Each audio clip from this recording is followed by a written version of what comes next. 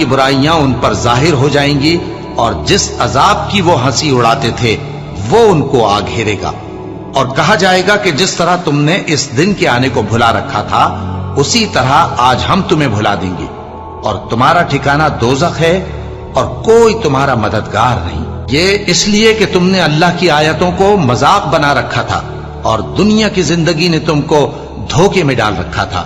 سو آج یہ لوگ نہ دوزخ سے نکالے جائیں گے اور نہ ان کی توبہ قبول کی جائے گی۔ اور جس دن کافر دوزخ کے سامنے کیے جائیں گے تو کہا جائے گا کہ تم اپنی دنیا کی زندگی میں لذتیں حاصل کر چکے اور ان سے لطف اندوز ہو چکے، سو آج تم کو ذلت کا عذاب دیا جاتا ہے، یہ اس کی سزا ہے کہ تم زمین میں ناحق غرور کیا کرتے تھے،